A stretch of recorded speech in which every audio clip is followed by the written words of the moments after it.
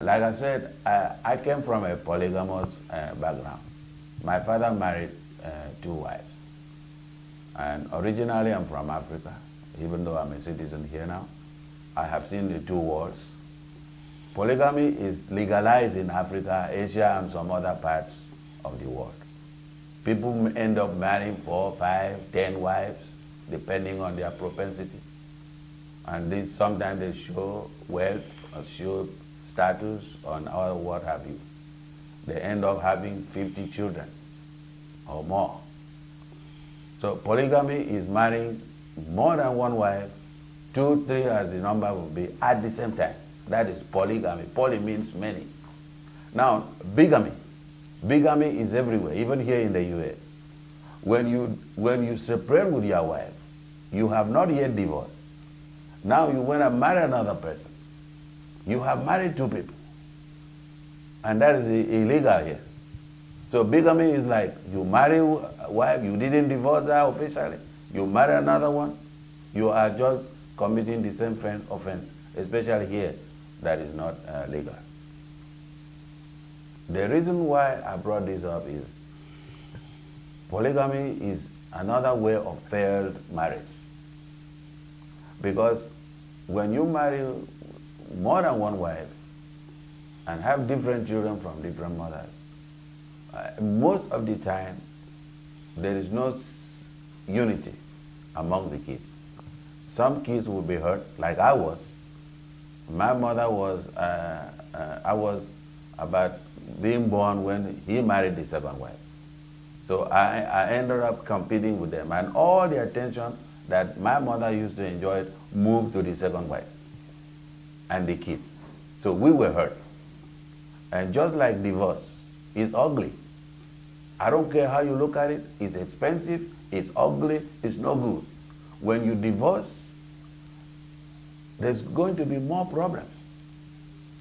Because, I'm not intending that people should stay, forcefully stay in their marriages. That's why you have to search for your wife, search for your husband, than throwing in the towel. But once you divorce and the kids are there, the tendency that those kids are hurt, the society is hurt, and you as a couple are hurt. That is the effect of polygamy and divorce in the society. There is no child that wouldn't like their parents to be together. They are happier, they do better at school, they are emotionally happy, they are healthy because they see their parents smiling. But when the father and mother are having stone faces, nobody's talking to each other, or they are separated, or they are divorced, those kids are hurt for life. And that is why, if you go down there on the down south side, a lot of kids that don't have parents or father figures, they are hurt. Those are spiritual things. They don't even know why they are carrying guns. They don't know why, because of the hurt inside. They want to shoot. They want to break even.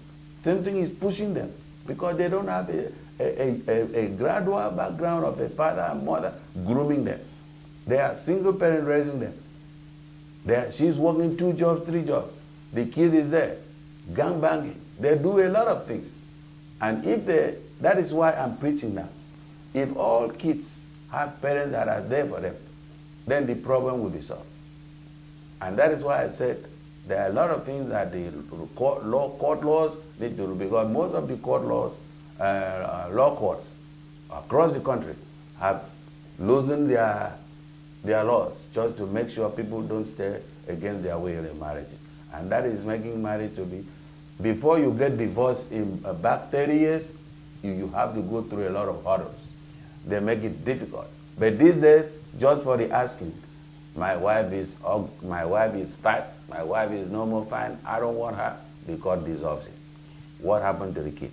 So you think there should be legislation that makes it harder to get divorced? Yeah, if you look back to 30, 40 years ago where divorce was difficult to get, churches were frowning against divorce, society was frowning against divorce. To get a public job, you have to be married. Those were the conditions that were. The society was better off than now. Kids did not kill themselves. There were no gangbangers. The crime rate was not as high. The penitentiaries and prisons were not filled up like it is. But because divorce is at the throat, at the token, it makes it like a disposal syndrome. If I buy a fridge today, it's not working, I throw it away and get another one. And that is how marriage is treated here. And that is compiling the problems for the society. So I think it is something the government need to come in, the churches need to come in, this legislature need to look back and see how they can make divorce to be tougher a little bit. Let them sweat it out and straighten things. Let them learn how to counsel. Let them learn how to communicate, negotiate, and compromise. Those are the three things that will make any relationship, whether between a nation and a nation, between husband and wife, between tribe and tribe. Communication, negotiation, compromise. When those things are played well, everything will be fine, the society will be fine, the kids will be happy, then the prison will not be as full as it is. What about blended families? By that I mean the woman had kids and the man had kids, a set of kids. Step kids. Can blended families work? Blended marriages work? I don't know what you mean by blended, but I want to see maybe you are talking about the extended family. And then No, a nuclear I mean, family. There are two types of family. Mm-hmm. The nuclear family, that is you, your husband, and the kid. That's nuclear. Extended family, which is not practiced here in the United States, is more or less in Asia, in Africa, and other parts. When you marry one woman, you are marrying the stepson, you are marrying the mother, you are marrying everybody close there. While marrying means you have to carry them along. If you are well-to-do, you have to make sure you take care of the other ones that are not. That is extended family. Now, what I mean is, like, say, if I was married before and I had children and I divorced, and I meet a man and he was married before but he divorced and he had children, can that marriage work? It depends. First of all, when you meet a person, find out the background. If you hide something and it's exposed later on, that's the end of the marriage. But if you bring it up front, I've been married, I had 2 kids from my previous wife. So negotiate. That's why I say compromise, communicate, negotiate, and compromise. When you communicate, tell the person, this is my background. Negotiate, can you be able to handle me and my kids? Compromise, yes or no. If it is yes, because it is on a solid ground, that relationship will stand the test of time. In closing, can you give the viewers some advice, final advice on people who want to get married and people who are, couples who are already married? Yeah. For people that want to get married, I would want you to begin to do your homework. Search well. The Bible says, he who finds, before you find something, you must be searching. Search for your own heartthrob. It's not by beauty, it's not by reason, but by purpose. See if you can be able, this is the person you're going to end your, live your life, all your life together with. So it has to be somebody that is right. Don't marry at too early age. Be matured. Marriage is not for the babies. It's not for the weak at heart. It's for strong. It's a serious business.